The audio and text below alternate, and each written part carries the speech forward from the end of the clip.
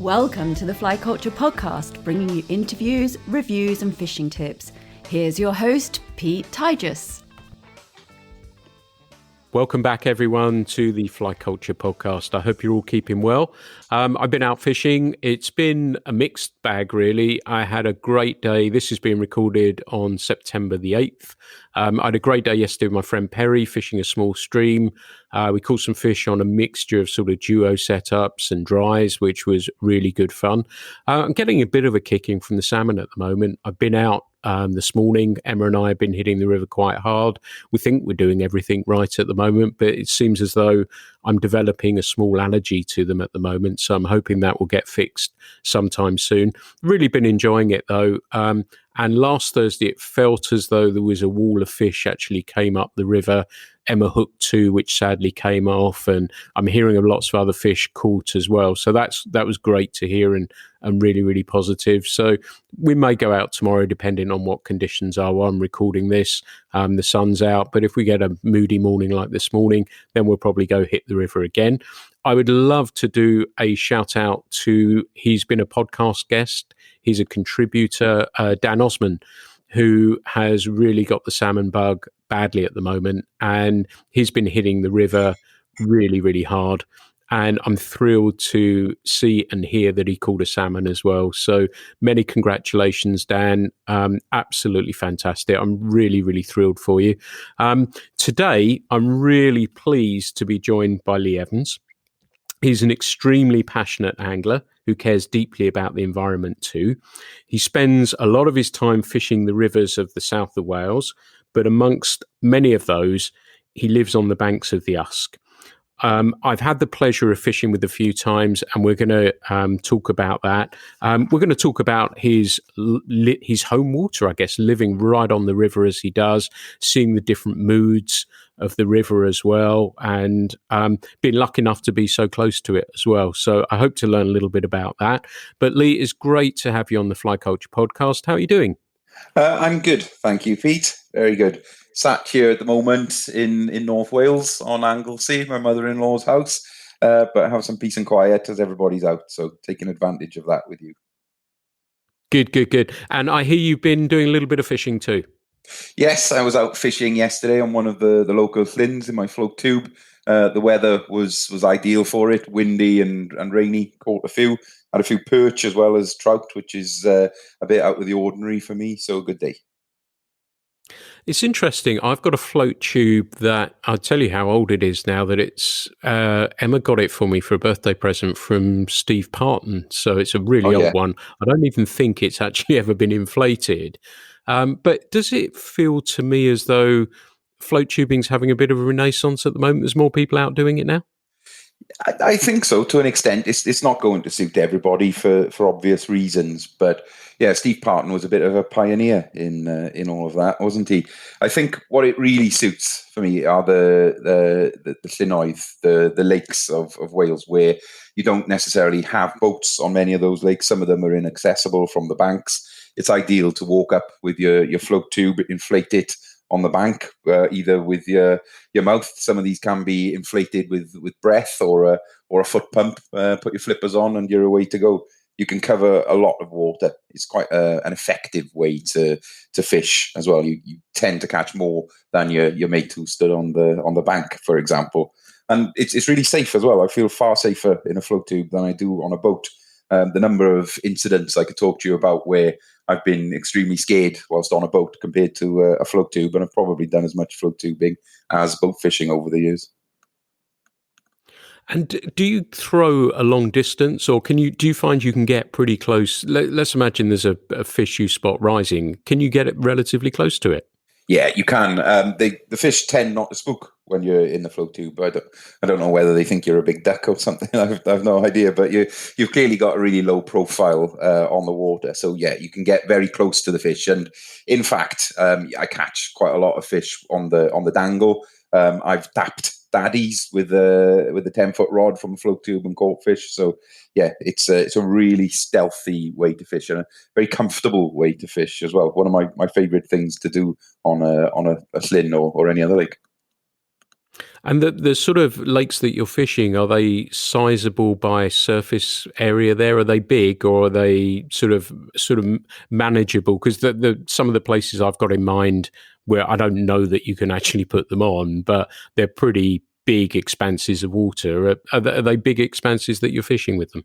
So some of these are, but most of them will be relatively small compared to your large reservoirs like your Graffhams, Pittsfords, and Rutlands, etc. Most of these are smaller hill lakes, so you can float tube in those larger lakes, but just because the Llynns being in close proximity to me, that tends to be where I take the tube. Hmm. Yeah, take the tube. Yeah, very good. Let's have a look. We're going to talk about your home river, of course, but fishing, I get the sense, has always been in your life, has it? Yeah. Since I was a kid, really, I grew up with a scrapbook. I can remember putting the glue in there and pictures of trout in there and pictures cut out of the shooting times and things like that as well. It was very much a field sport focused upbringing that I had because of my father.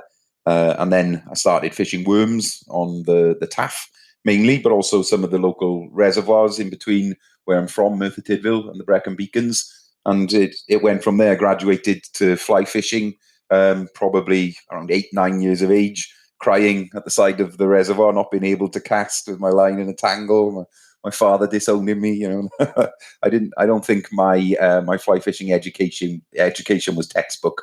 It was mainly done by fear, I think, from my father. but yeah, I've got some really good memories of those days, and I think that trotting worms on the river has really stood me in good stead for learning some of the more the techniques I've learned in the last sort of 10-15 years, like nymph fishing with Euro style nymphs on rivers and so on. It was something my father always used to say: don't fish with any weights. Try to fish with just the worm, and if you do need weight, just maybe 1 or 2 split shot to get it down. And it was just constantly trotting through the water. Yeah, interesting. I was trying to think when the first time we fished together, because that must be a few years back now. That must be about 10. Do you reckon about 10 years now? Yeah. I'd say 10, 12 years ago. Yeah, that was you've always been quite lucky, I think, Pete. You turned up that day, and it was probably the best day of the early season. How you managed that, I don't know, but you can come again.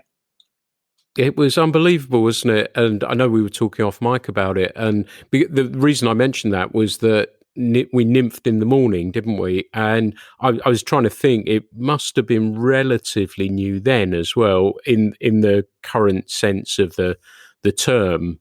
I guess like yourself and myself, we've been playing with these things a little bit, but that was the first time I'd really played on a river of that sort of size, and it was great fun. But like you say, the early season there, the thing I remember the most was that I was writing about the day, and I remember we went just round the corner and there were just fish rising everywhere. And I think for an hour and a half, I didn't move, just covering fish. And it was absolutely extraordinary. It was just one of those. And I remember running up to you, so it's getting late now, and I've not taken any photos because I've been so busy fishing. And it was just one of those really amazing days, wasn't it? It was a phenomenal day, and that sort of comes on to the Usk, as you mentioned, an early season, and I guess it's synonymous with early season, really, isn't it?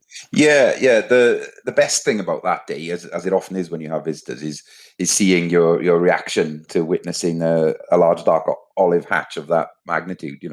It was the best large dark olive hatch I saw that year. It was superb.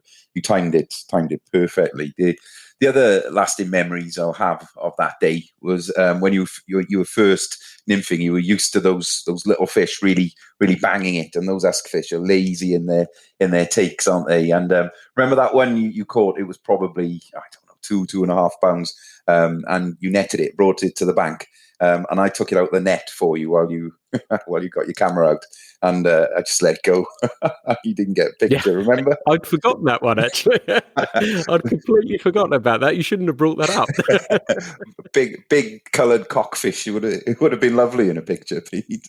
Yes, yeah. It's funny, isn't it? Because I remember that now that you mentioned that. And I was, like you say, I'm used to a little trout hitting it pretty hard. And you said that was a fish. And I said, well, I barely felt anything. And then lo and behold, that next one was extraordinary. So it's really cool to be able to learn something. And that's the great thing about this, isn't it? We're always learning in fishing, aren't we? Indeed, and that's what I get out of it, if I'm honest. And that's one of the reasons I like going to different rivers and fishing with the locals there, because you always pick something up, etc. And for me, I don't think it's really about sort of being the best fisherman or whatever, but I get satisfaction out of learning something, doing something differently, and that having worked, or learning a hard lesson maybe, and going away and thinking, all right, well, you didn't do very well there, and then coming back another time in similar conditions and having a better result, and so on. That's one of the main things I get out of it. That, and just being out in beautiful countryside and finding out what's in the river. What's there. It's a bit, for me, it's like picking up a stone. When I was a kid, I was always looking under stones and so on. It's all about, I wonder what's in there. I wonder how big the trout get, or I wonder if there are any other species in there, that sort of thing. Yeah. I'm with you on that. And sometimes the challenge is, and we're going through this, as I said in the introduction, with the salmon theme, we think we're doing everything, but it doesn't matter. But it's really interesting learning from these processes, and we're changing. I guess it's the old guide in me that, I'm thinking about things, probably overthinking it, but still enjoying it. And that's the important thing. I think when you lose that enjoyment and you're just slogging the water, but like you say, when you walk away from it and having learnt something, and that's what I've always loved. The harder something is, the more interesting I've always found it. I don't want to walk into a barrel full of fish and pull them out. It's just that one. I don't know, I've talked about it before. Do you think that comes with maturity as well? That as you get older, you don't want to catch the most fish. You don't want to catch the bigger ones.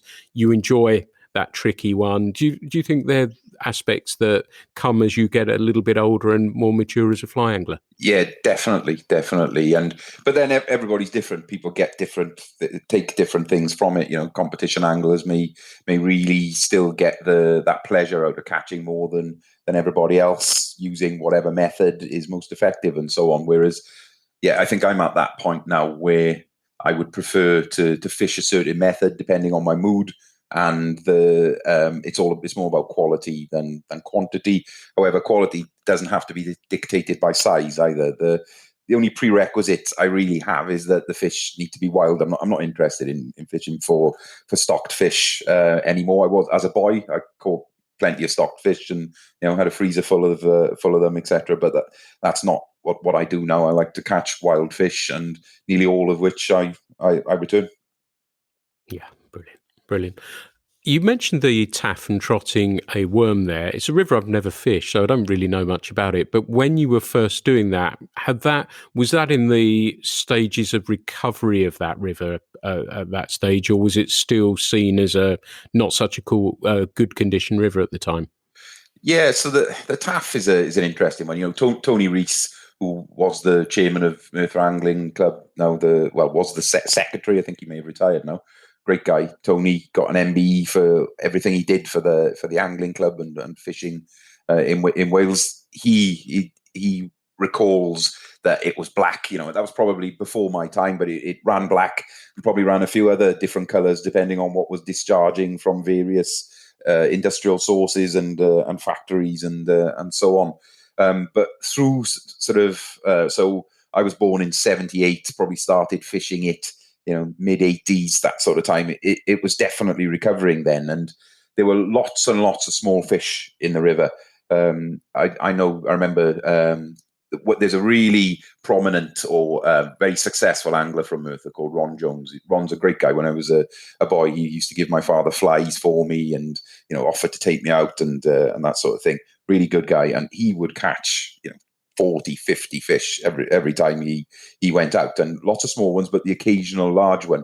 But over time, I would probably, as a boy, catch maybe when I learned to fly fish, I'd maybe get 20 fish, most of them small, and I'd be swinging dry flies around, not really knowing what I was doing, to be honest. But they'd come and take it. But over time, the river has evolved quite significantly. There are lots of larger fish there now. The pollution issues certainly haven't gone away. There's still a lot of sewage discharge into the river. There's still some industrial pollution issues as you move down the river.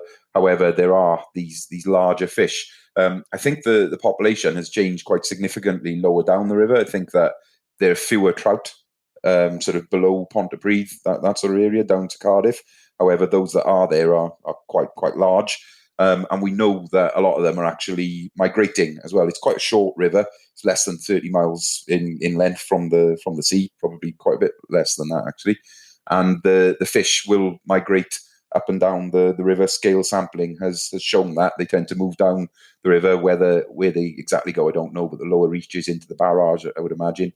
They gorge there, maybe over winter there. Some of them seem to put weight on over winter, and then they migrate again to spawn. And with the increase in angling pressure on the river, what it has shown is that from photos on social media and talking to friends, you see the same fish caught over and over. Some of them in different places, but a lot of them in the same spot. A lot of them caught by the same angler in the same spot, actually, whether they're multiple captures or whether it's just people drip feeding their pictures onto social media for whatever reason, to be an Insta hero or something, I don't know. But you see these fish quite regularly. They come up. There's one fish on the Taff one season. I think I noticed that it was caught and photographed for social media at least 8 times in a season. Wow. And that's not good for the fish, is it? I guess being caught that one was there at least 3 years. so I don't know. It seemed to survive, but it's not really what I'm into. To be honest, I really fish the Taff these days, and it's partly down to that.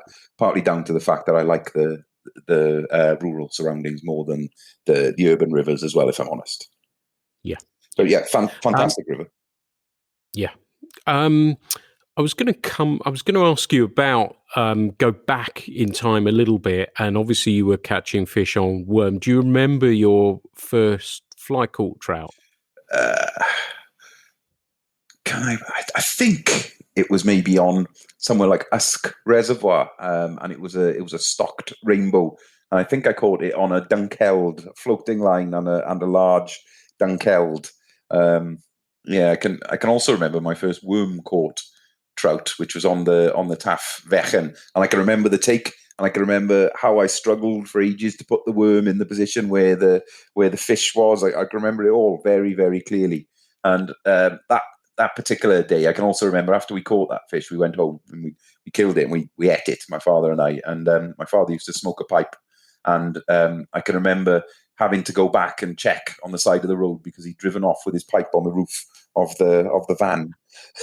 And when he found it, there was a bend in the stem, and he was knocking it into place. But yeah, it's funny how we remember those things. But yeah, it's a very prominent memory from my childhood. And it's interesting you say those things as well, because for me, that sums up, I guess, what we've been talking about a little bit. It is, and where you touched on the social media as well, it's about more than the fish, isn't it? And it is a whole lot more, isn't it? And those little side stories, and as you well know with the magazine and everything else, that's the interesting stuff as well, isn't it? Epic struggles of fish are nice to read about from time to time, but it's the other side parts of it, and the story about the pipe, as you mentioned there, and all those sort of side bits of it are equally as important, I think, as part of the puzzle, as it were, aren't they? Yeah, definitely. And I these days I rarely read the technical side or about the technical side of fishing, and that's not because I think I know it all, etc. It's just because I get a little bit bored by it sometimes. There are certain people who I do still read because they have an interesting take on things. They come at it from a different angle, etc. And I just find it interesting. But whilst I'm sure I could take a lot from much of the stuff that's out there, I just don't find it as interesting as people who write about the the overall experience and what they got out of it and what happened while they were fishing, I suppose, as well as just catching fish. Yeah, absolutely. I'm with you. Where did you end up, or how did you end up as the Usk as your home water then? You said you were around the Brecon, so I guess it's always been there in the background, hasn't it? Yeah, to an extent. So as a boy, I was a member of Merthyr Angling Association, and they own a few beats on the River Usk, and so I fished the River Usk before I was 10 years old. I can remember fishing worms on one beat and catching 10 eels and a couple of trout the first time I ever fished it, and that's probably a mile and a half from where I live now, but probably 28, 30 miles from where I lived then. So it obviously left a mark on me. And I can remember the first time I fished another Merthyr angling beat, and I can remember missing a fish and my father saying strike, and I said, "Oh, I didn't see it," and I can remember how I felt, and remember all of that. But the way I came to live there, well, it wasn't by accident. Obviously, I'd lived in the city for 10 years in Cardiff. I moved to Cardiff when I was 18. While I was in university, probably fly fished 2 or 3 times the entire time I was in university. I didn't have a car, and if I'm honest, I was busy enjoying myself. There was a lot of going out and socializing, and just living in the city and making the most of that, I suppose. But gradually, that became a bit more boring. It took a while, mind you, I have to say. I definitely had my fill of all of that, and but gradually started fishing more and more, and I did a lot of it on my own. I'd find myself in fishing Llynfi in mid Wales, probably would have been 23, 24 or something like that, staying in the hotel on my own, sort of driven up there, trying to coincide it with the olive hatch on the lake, and fishing for 2 days, spending the night in the hotel and so on, and always wanted to relocate back to where to a rural position where I could fish, and ended up fortunately finding a house not far from the River Usk, and then managing to wheedle my way in to get access to the fishing, and the rest is history. I think relatively close is pushing it a bit. I think it's I think we can count it almost in paces, can't we? It's not far at all. About 150, yeah. Yeah. But like we were talking off mic, that the Usk is, I think certainly, I've been fortunate enough to fish it for a number of years now. Before it was really, I guess, externally known as an early season river. For somebody who perhaps has heard of it, but doesn't know what it's like, how would you describe it to someone? How would you describe your home water? Well, where I live, I would class as the lower middle Usk, and so I would class it as big. It's as a trout river. It's quite big down there, and that's part of the reason why it can be challenging. You've got lots of long, slow, straight glides. It's a big river. There's lots of deep water. Where you do have runs, they tend to be quite difficult to wade in a lot of areas because you're either on bedrock or there are quite large boulders in there, and so it can be quite challenging to fish. But that's part of the reason that I like it. I've got quite a hard-won knowledge of levels and which parts of the river you can fish at which level, because I've fallen in, I've got myself into difficult situations, etc., through pushing my luck, and you learn. But whenever I bring somebody new to the beat, whether it's fishing a charity day or whether it's somebody a friend or whatever, I often start off with be careful on this bit, be careful on that bit. But I would say, I don't know, maybe 1 in 5 fall in, something like that. I would say, and I probably fall in once or twice a season myself. So there's no shame in that. But the other thing that I find with the Usk is that the fish can be quite selective, because there the entomology within the river is diverse. There are lots of different hatches at different times of year. Fish will lock on to particular flies. They will lock on to flies, at particular life stages and so on. And that local knowledge can be invaluable in sussing out how to catch the fish. And there have been times, particularly when I didn't live near the river, but also when I did, where there have been fish rising everywhere. You know, those nights where you didn't think there were that many fish in the river, and I've come away with maybe having caught one or two small ones, or maybe caught a stocky that's washed down from Abergavenny town water when they used to stock it, or something like that, with all of these 2 pound wild fish rising around you. And more often than not, that has been down to presentation, particularly when in the late evenings with spinnerfalls, etc. It's presentation in fly fishing is everything, as you know. And I've got some hard-won lessons, and I can remember those evenings where I just walked away thinking, that was the most frustrating evening.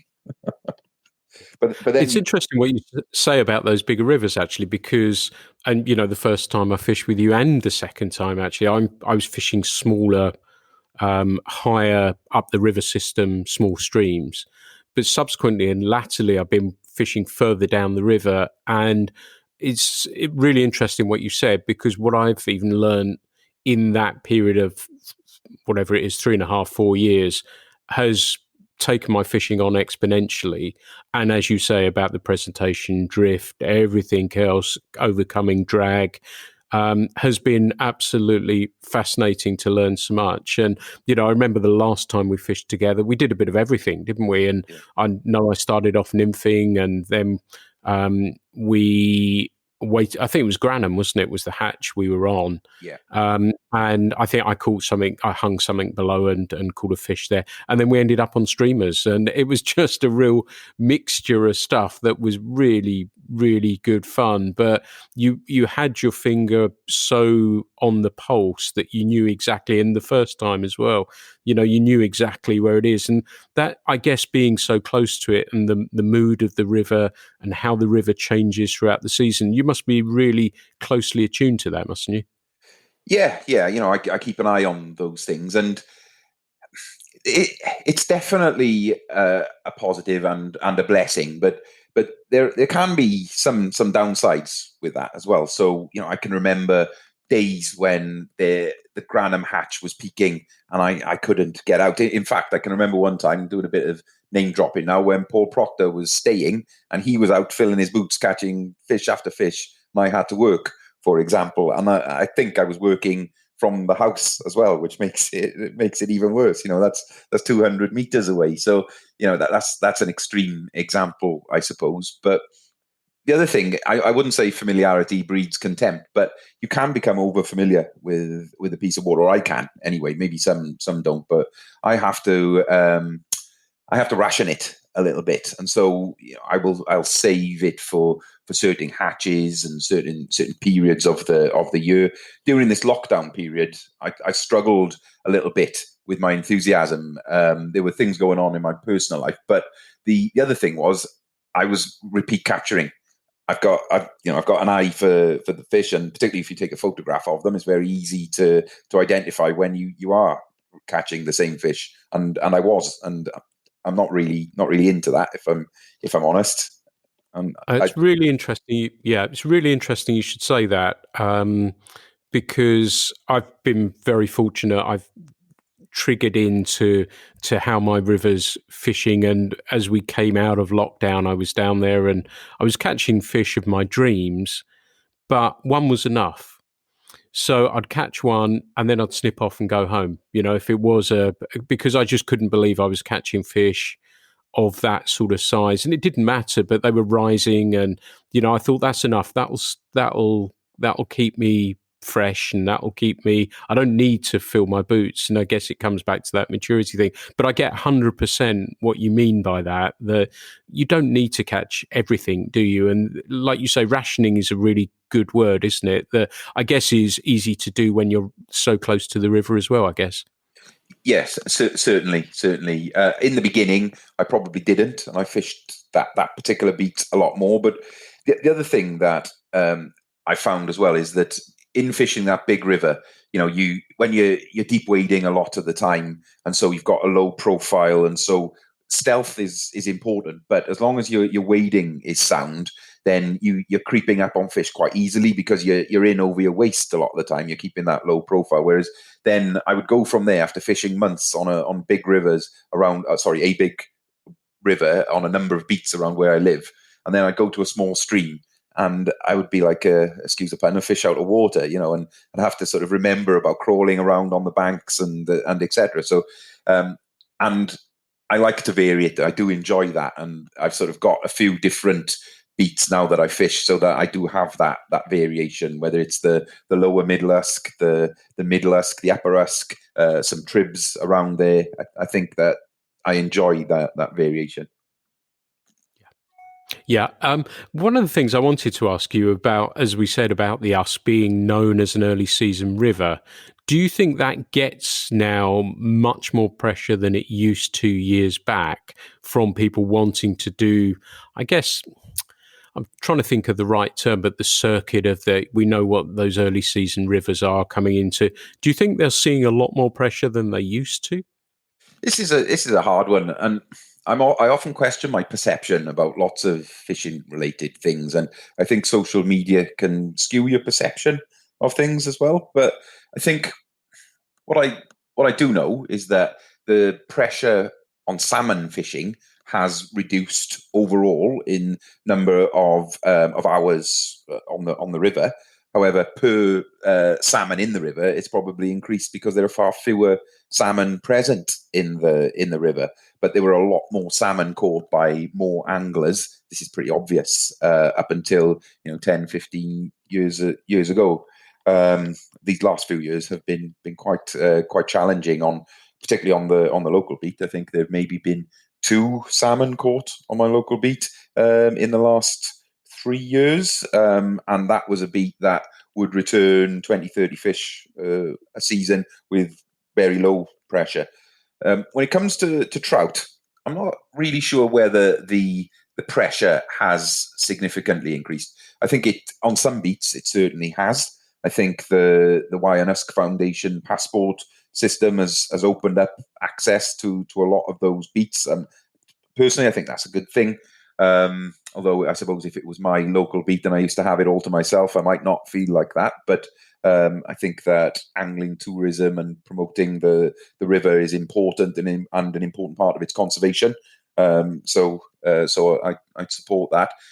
I think that pressure has increased in that there are anglers now who are more competent and are able to catch a lot more fish than previously. And you hear about people talking, or I hear these things, where people say, "Yeah, it wasn't a bad day. We had 15." I think, well, if that, when I was a boy, that was unbelievable. And some, you hear of these quite silly numbers. I've been greedy myself in the past. I'm not even going to talk numbers, to be honest. That let's see what's in there thing has probably overtaken me on a few new beats on the Usk, for example. But you also hear, we had a good day, but I didn't have anything over 2.5 or something like that. Or I've heard somebody say, we didn't have anything over 3. A wild brown trout of over a pound is a cracking fish. A wild brown trout of over 2 pound is a fantastic fish. And anything bigger than that, over 3, I've caught fewer than 10 3-pounders in the Usk in total. That's an example for you. Okay, I didn't weigh my fish until the last sort of 5 years. I tend to go on the 20-inch rule given the time of year.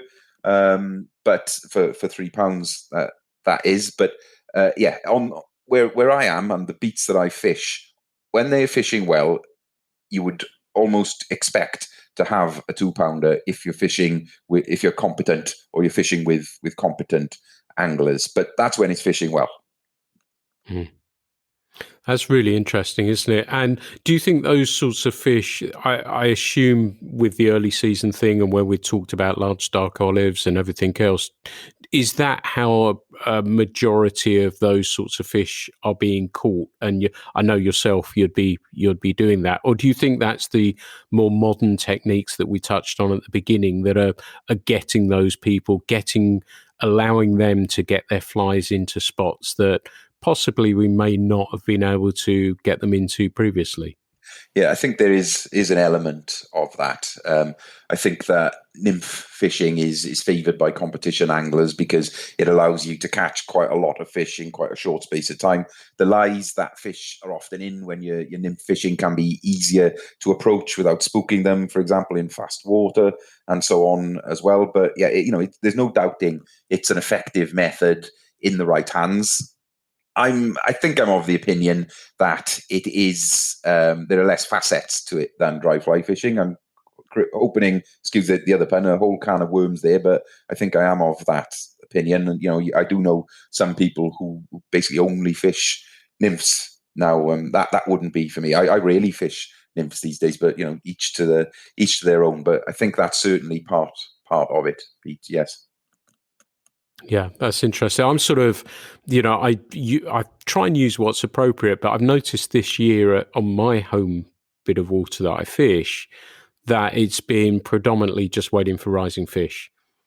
And I've really, really enjoyed that. Yet there'll be times, and maybe in a few weeks' time, whatever, when there's not so much. I don't know if your river's the same at the moment. There's not a lot going on. There's a few big caddis fluttering around, and there's some small stonefly, like almost needlefly, but slightly smaller around, and that's been about it. So I've always got, even if I'm fishing for salmon, I've got half an eye out, and if I saw a trout rising, then that would be it. But yeah, I really, really enjoyed waiting that, and I know that's your preferred method, as you say, the rising fish scenario. And if it's okay, I'd love to pick your brains a little bit about that, and let's put you in a situation, because I can mentally see the river that you fish that's so close to you, so I kind of know the spots a little bit. But let's say you've got a rising fish. What's the process, and from how long you're watching it, where you leader length, tippet strength, casting distance, managing, how does that process work for you? Let's imagine you're fishing there and you've seen a nice fish rising. What sort of goes through your mind as you approach that fish?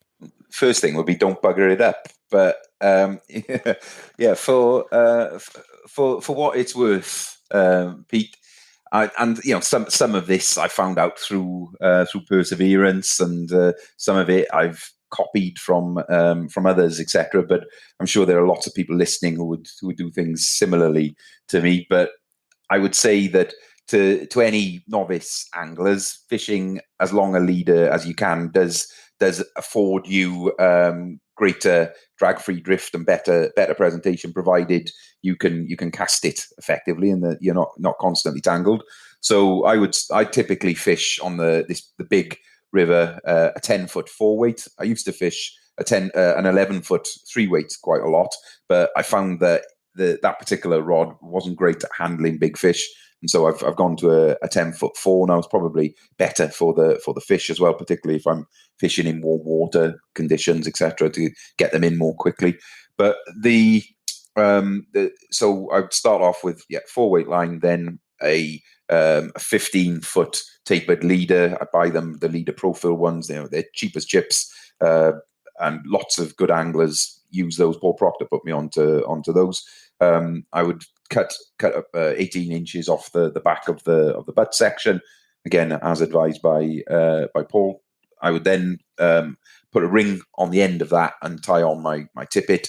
Typically, my tippet would be 5x unless I have to go down to 6x. Now, I used to fish 7x quite a lot because it meant that I could catch more fish on summer evenings at this time of year and during June and July when it was light, when it was really light on these really slow glides, etc. But because of the size of the fish and the fact that they know where the snags are, etc. I don't have any 7X any longer because it's too much of a temptation to use it, because I know it will make a difference on these particular slow glides. People will say that tippet diameter doesn't matter, but it does clearly impact on the fly and how the fly behaves and the level of drag on the fly. And so the thinner the diameter of the tippet, I believe, the better the presentation. And on those summer evenings, I'm normally fishing spinners.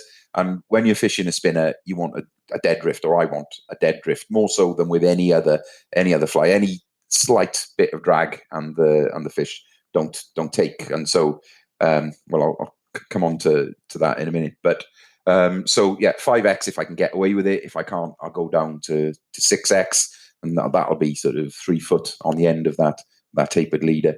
So I usually approach the fish from below, and I'll walk up behind the fish to one side or the other. And I'll typically do a curve cast between 30 and 40 degrees above it. Often I'm casting over my wrong shoulder, so casting over the opposite shoulder to achieve that, etc. Does that really matter? Do you need that curve in the cast? I just think it gives me a little bit more, a bit longer before or keeps the fly line further away from the fish. I should say, if you were to draw it out, difficult to explain here. But that long leader also helps with that situation. But if I'm in the river and fish start rising below, then I'm not a purist. I will fish down to the fish as well. I'll do that if there are no other anglers around, obviously, because etiquette would dictate that you'll fish in front of you if there's an angler coming behind you. But typically, where I fish, there are no other anglers, or if there are, it's your mates, and you just stick 2 fingers up or whatever and have a chuckle. But I'll fish downstream that way as well. With there are lots of things to think about with dry fly fishing, and I'm not a master, but timing of the cast is quite important where I fish. So if you could just get into the rhythm of the fish, or become attuned to it, then that fish is going to be on station when your fly is drifting over it, which is what you want. And the lead that you give the fish will often be dictated by the fish's position in the water column. So, for example, if I'm fishing spinners, I try not to give the fish too much lead, because I don't want the fly to drag a huge amount when it's coming over the fish. But when the fish is lying deeper, it'll be able to see the fly from further away as well. So you can give it a bit more lead. But what sort of distance are you casting, Lee, to the fish? As little as possible. How close are you getting? As little as possible, generally, if I can. And good wading technique then is important. I'm making this sound a bit technical, really. It's not about that, is it? We've got, me and my mates have got a joke about technical wading and technical this and that. It's fishing is very, very simple, really, isn't it? I've got a fly line, a leader, and a fly, and I'm trying to get quietly as near the fish as I can, so that I can put my fly in the right spot. That's all we're talking about, really, isn't it? But I'll get as close as I can. And in fast water, we occasionally get conditions where fish will be taking spinners in fast water. On the bit of water that I fish, the spinner falls are probably the cream of it, and they last from potentially end of May right through to August. And when you're fishing in fast water, I'll often high stick. You can get really close, no fly line on the water, and you can achieve an excellent presentation. What I often find there is, though, that I fail to hook a number of fish because I'm a little bit too fast. I don't wait for them to turn quickly enough because I'm that close. But they're spinner fishing for trout that are taking spinners on that beat near where I live is probably the cream of sport for me on that particular beat.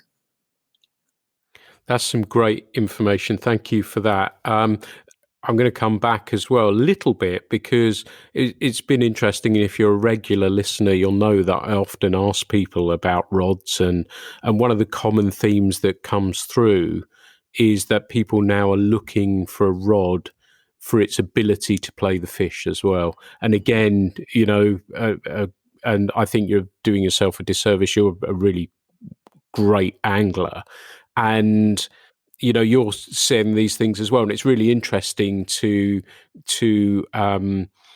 see people talk about that and the action of the rod, as well as casting the fly line, its ability to play the fish as well, which is really interesting.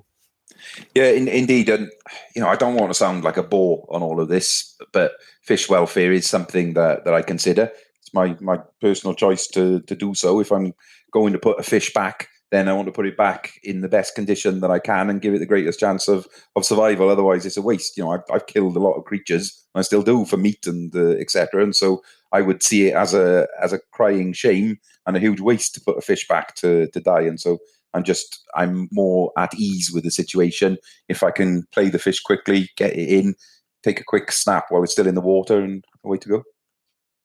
Yeah, that's great advice as well, and that comes back to what you were saying about tippet diameter as well, and being the right side of it as well, isn't it? Because you can go down a difficult road there, and perhaps, as you say, with the warmer summers and everything else, that we want to get those fish in really quickly and return them really quickly too. So yeah, really, really important. So we talked about the Usk in the context of a early season. I've been, as I said, lucky enough to fish large dark olives, Granham as well. What about as the season progresses, though? It sounds as though there's good ephemera hatches as well, and that's where your spinners come in. And then are you starting to get caddis as well on the water, or sedges on the water, and you're targeting those now? Yeah. So specifically on that sort of lower middle bit of the river, we do have quite a bit of ranunculus present there, and so we get good blue-winged olive hatches, for example, and that's probably one of the first spinner falls. But as the river is becoming more silty, we're seeing some other species as well. So we get Danica mayfly, and it's interesting with the mayfly. The older anglers would say, "Oh, the trout are afraid of them on the Usk. They don't go near them." But over the years, and I think probably as the flies become more abundant, certain fish, particularly the larger ones, will lock onto them. And if you're willing to walk, as I am, you can often find daytime Danica mayfly dun feeding trout in back eddies and so on. They rarely rise, so you need to know where you're looking, because there won't be that many flies about. But if you put a mayfly on them, they'll take it, and so they don't necessarily need to be feeding hard for them to come up. So it's a good way to fish when there are not that many fish rising in the rest of the river. But if you can find those fish, you can generally catch a larger fish on the dry when there's not much happening. But then you get spinner falls as well from the Danica in the evenings. And one night, Kerry Thomas, that is, and I. Oh, sorry, we were talking about Kerry earlier, I should say.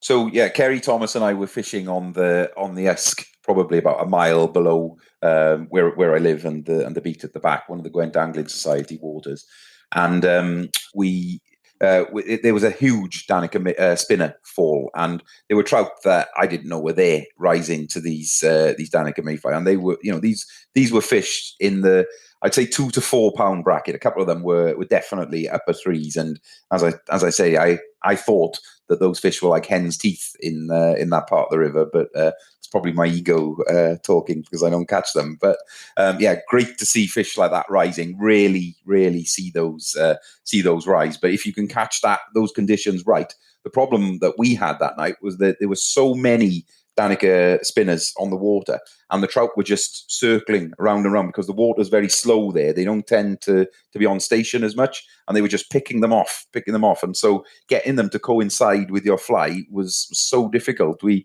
did end up with a couple. We didn't have any threes. I think we maybe had a couple over 2, but we were able to catch those more easily in the faster water, where they were more on station, and so you could cover them a few times and get it right and get them to take your fly.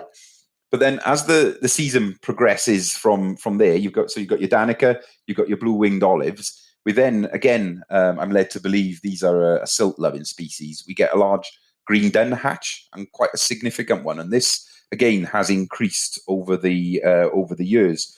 Now, I do occasionally see the fish taking the large green duns, so the newly emerged duns, but more often we see them taking the spinners. And it was Dave Smith who came over one night, and he put me on to a split wing CDC and elk pattern, a large one in a size 14, and that is that is a brilliant spinner pattern for that part of the river. Probably shouldn't say this really, but the trout absolutely hammer it, and they're big, aggressive rises, and fantastic. So thank you for that, Dave. Yeah, one of the things I wanted to ask you, because I know you're really, when I see your posts on social media and on Twitter, for example, that you really understand what the fish are feeding on. Do you think that gives you a little bit of an advantage as well? Yeah, I think to an extent it definitely helps, particularly as there's a very significant variety on the Usk in particular. However, I would say it's just because I'm interested. I really like looking for creatures, and I look for moths in my garden. I look for beetles and so on. And so kick sampling is just something that I enjoy, and I think it does help. But as we all know, exact imitations of flies are not needed, and in fact, I don't think they work as well. And so what I'm really thinking about now is having fewer flies that cover multiple situations. We're just looking for the size, the form, if it's below surface, potentially the color, but also the level at which it sits. Is it in the film? Is it just below the film? That can often have a bigger impact than color, for example. So just getting that general shape and size of your imitation. So it is good to know what they're feeding on, because it can inform all of that. But we don't necessarily have to. Well, we don't have to have exact copies by any means. And that comes back to the observation part of it as well, isn't it? Spending the time watching the fish, watching what the fish is doing, figuring out, as you say, where they're feeding in the surface. It's something trapped inside or on top or whatever, and figuring out those things, that gives you the clue. And that leads, I guess, to where you are with carrying fewer flies as well, doesn't it? Because you're watching those fish and you're aware of what they're actually eating and where they're actually eating the food, I guess.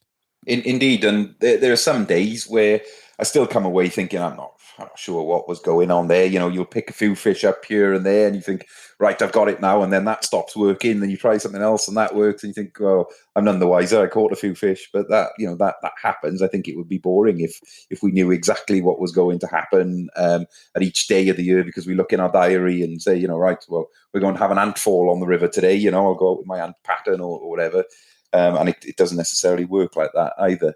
But I do know some really good anglers who think a lot about entomology. The likes of Dave Collins, for example, the vice chairman of Gwent Angling Society, the angling society that I'm in, who really looked at this. And Dave, for example, would have taken an occasional fish once upon a time to look at gut content to see what that fish was actually feeding on, because he didn't necessarily think that he quite cracked it, and he developed a number of patterns on the back of that, an Agipetus caddis and a yellow maiden emerger, a granum emerger pattern, and so on, all on the back of that type of thing.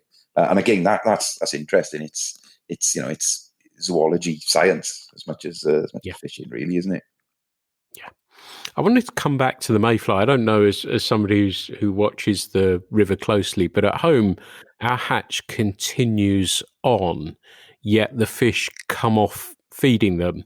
And I can't figure out if they've had enough, if they're full up, if they're whatever it is, or they just can't eat any more of them. Do you notice a similar sort of thing on the hatch that you have, that the hatch continues, but the fish suddenly come off them, or not? Are you talking about Are you talking about on that day, or are you talking about over the period? The period of the hatch. We do see that, and I also see, for example, with the granum on the part of the river that I'm on, that they'll start off on the emerges, and then you'll catch more fish using a spent pattern that I think imitates the egg-laying adults, and that sort of have probably been catching fish on these spent granum patterns for the last 10 years, whereas previously I wouldn't have had one in my box. I would only have had an emerger pattern, because I believed that they only took the emerger, for example. And so I occasionally see that. The reasons behind it, I don't know. Common sense would tell me that it was because there's another more available food item for them, because it's about the energy expended versus the energy gained. So I'm led to believe, but yeah, I don't know. Yeah, it's just interesting to see, to try and get inside their head a little bit. And of course, it comes back to what we were talking about. That's what makes it interesting, because it doesn't have much of a brain. It has an instinct more than anything else, doesn't it? But understanding a little bit more is part of the fun of it all, I think, isn't it? Yeah, and I'm one of those who has to, well, I don't have to, but I do think about these things and so on.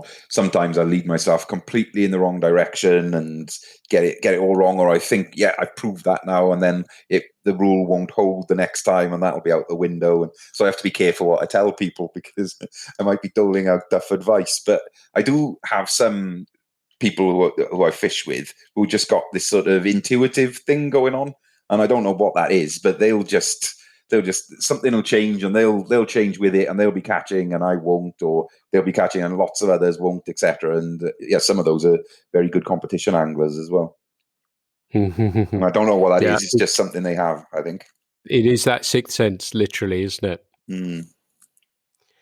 So let's come on to, we've talked a little bit, and I know you're again on social media quite vocal about pollution, and I know you've had a recent case up in Wales with a big mass fish kill.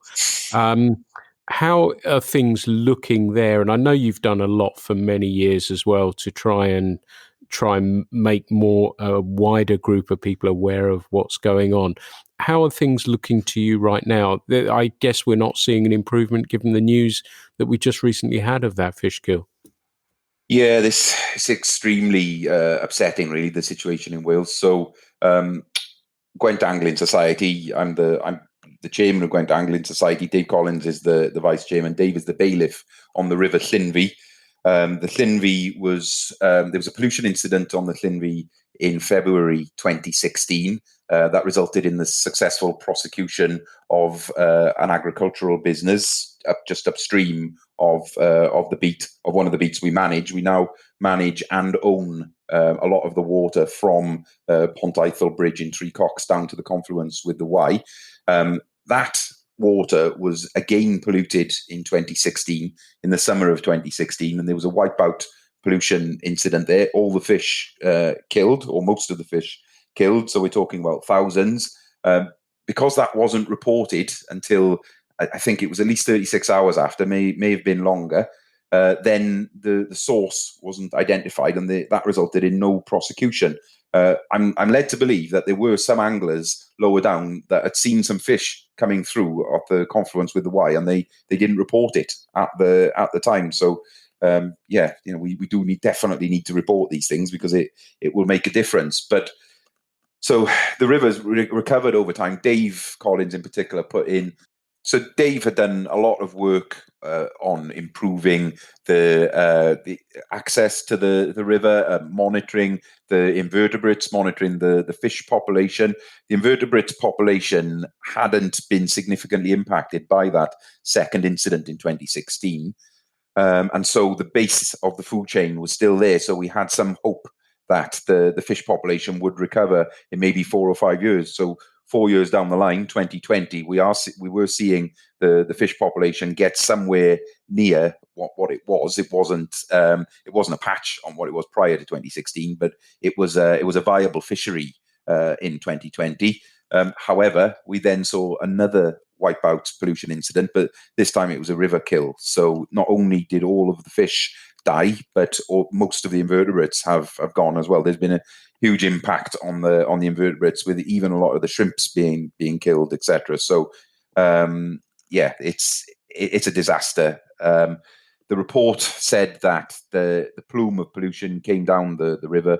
There was a smell associated with it. The local residents noticed that they then witnessed crayfish and eels crawling up the bank to get out of the river, because they were being starved of oxygen because of the organic pollutant that was in the river. The fact that it was organic has now been confirmed by NRW. And then the trout started, well, the fish, bullheads, trout, chub, perch, lamprey, they all started to die. And you can see them all in the margins where they were trying to get out of the river. Some of the trout were on the bank as well, so they were trying to to get out. Also, because of the low water conditions, that plume of pollution was in the Llynfi for well over 24 hours before it reached the confluence with the Wye, where it would have been further diluted. And so, yeah, it's a river kill. NRW are now investigating, and we're doing our best to raise awareness of what has happened. And do you get a sense of where that's come from, that pollution? I don't obviously want to go down a difficult legal line with this, but do you get a sense, is it agricultural? Is it water company emptying tanks? Do you have any sort of sense, or do you know where the source actually is from? Right, but we need to be careful because we can't prejudice any future action. So, that's the stock line. We're told to say that by NRW, and I've said it. The fact that it's been confirmed as being organic has limited where it can come from, and it's either from an agricultural source or something else that could arise with organic. We have our suspicions, and I'll leave the rest up to the listener. But I'm hoping over the next few months that source will be confirmed and that legal proceedings will begin. So yeah, if they don't, then there's going to be a lot of even more angry people campaigning and lobbying for the situation to change. The situation we have in Wales currently is unsustainable from our point of view. By our, I mean Gwent Angling Society. Since 2010, there have been around 170 registered fish kills. There have been very few successful prosecutions. Between 2013 and 2016, there were nearly 7,000 reports of water pollution. 60% of them were investigated, 41 prosecutions, and 10 civil sanctions in that 3-year period. And over that 3-year period, the NRW's budget was cut by around 5% year on year.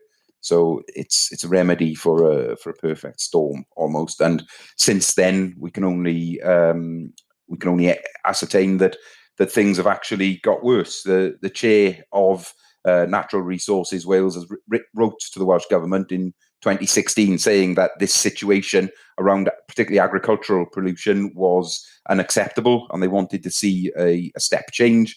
We've had a number of written statements from the Welsh Government talking about regulations to introduce more stringent regulations around agricultural operations to prevent diffuse and point source agricultural pollution.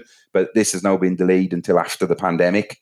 And it's a little worrying that the minister in all of this is talking about working with under an earned autonomy approach. How that fits with regulations, I don't know. But in the meantime, we're seeing an average of 15 to 20 fish kills every year in Wales. That's sobering listening to, and frightening. And, I get the sense of some of the podcast topics we've had here that we're trying to make people as aware as possible and to, if you have social media, to retweet, to question things that are going on, to report things as quickly as possible. And is there anything else, Lee, that people can do to make others aware? Because I still think it's a case that we need to engage the wider population about what's going on. But is there anything else anglers can do to help spread the word about what's happening to our rivers? Yeah, well, there are lots of things we can do. A lot of my angling friends and members of Gwent Angling Society write to their members of the Senedd and their MPs about these issues and so on, so that there's some pressure put on from politicians on other politicians in order to try to make change to all of this. But a lot of it is just down to talking to people and helping them to understand what's happening to the river.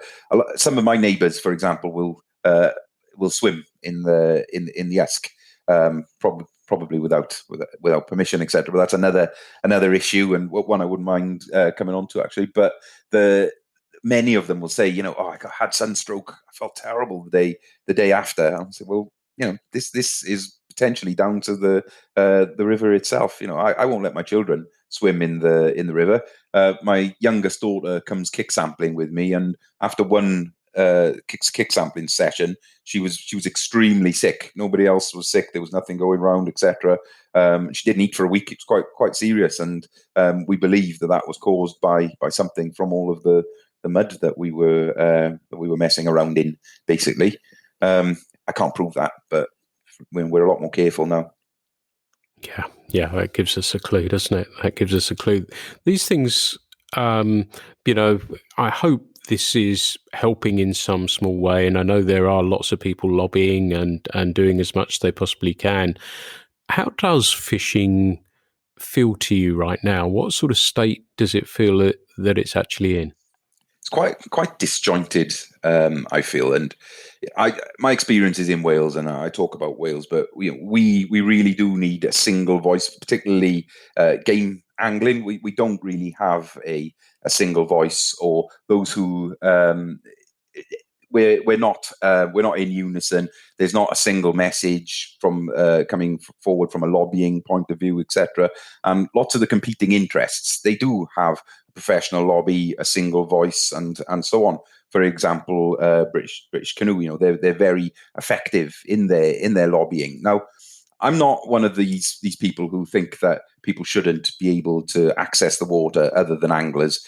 I'm part of an angling club that owns some water. We are happy to allow voluntary access agreements on that. Now, that term "allow" is interesting because this whole debate is around whether or not we are ever in a position to allow access to the river. The river potentially should be for all, and I know that the canoe lobby will state that until they have that equal status at the table, then they're not going to come to the table to negotiate voluntary access agreements, for example. Now, okay, we've got these arguments that we're probably never going to come to terms with between the riparian owners and others who want to access the river. But then there's the point of trying to manage all of this, and I don't agree with the approach of just opening everything up and it being a free for all, because I'm a river bailiff. I'm somebody who looks after a beat, and I see the results of that, and I don't want that to become worse. Basically, this is my personal viewpoint, but I think that we should have more places for wild swimming. We should have more places for canoeing on certain rivers, but I think it needs to be part of a process dictated by the potential environmental impact and the ability of organisations to moderate their members' behaviour. Yeah, good points. Very, very good points. Let's take it on a slightly more positive note, if we can. And I love my home water. It has everything I want: trout, grayling, sea trout. It doesn't have grayling. Sorry, I was going to say I would love it to have grayling as well. It would be wonderful it did. Is the Usk similar to you? Do you feel that there isn't a need to, I know you like to vary things within the area a little bit, but does that have everything you want it to have? Does it tick the boxes for you from an angling standpoint?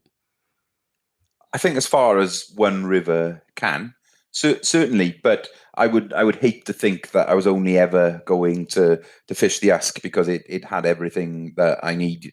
As I said to you earlier, part of learning is to feel like you're a little bit out of your depth on another river. I like to go up to to Yorkshire to fish on some of the rivers up there, the Emont, the Eden, and so on. I like to do a bit of sea trout fishing. When I'm on, I like to go to the sea sometimes to try and catch a mullet. Probably only ever caught 3 in my life, I think. But when I have, it's been excellent. Fish for pike, etc., etc. So I'd hate to think that I would be limited to a single river, but if I was going to be, then I think it would be a pretty good river to be limited to. Cool. That's where I was going with that, I have to admit, and thank you for that. So that having been said then, do you have a dream destination? Is there somewhere that you've really wanted to fish that you think one day you might get round to, or you'd love to go fish? I'm pretty boring, to be honest, and I'm relatively time poor with work and young family and other things going on at the moment. So for me, it's more around just getting away and going to fish these places that I may have been to or I may have heard about. And a lot of these may be in Wales. So one of my ideal trips away now is to go up into the uplands of Wales and fish with my mates, but also stay in some pretty dodgy B&Bs in a pub or whatever, and have a meal and a few beers and just kick back, I suppose is the term. Just relax, enjoy a bit of fishing, but don't take anything too seriously, and enjoy a few beers, etc. And I think in the next few years, I haven't fished in Scotland since I think I was 14 when I last fished in Scotland. And I need to have a trip up there, hopefully with some mates, and get around some of the lochs in particular, but also some of the rivers, whether that would be camping or staying in relatively low grade digs and just sampling the fishing and having some enjoyment in beautiful remote scenery.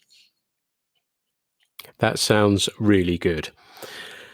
It was interesting to see that you got yourself qualified and you were doing a little bit of guiding and stuff. And you've always struck me as I'm sure we had this conversation, I probably said at the time as well, but that you would make a fantastic guide. Have you been taking that a little bit further? Have you been doing a little bit of guiding, a little bit of instructing? And if so, have you enjoyed it?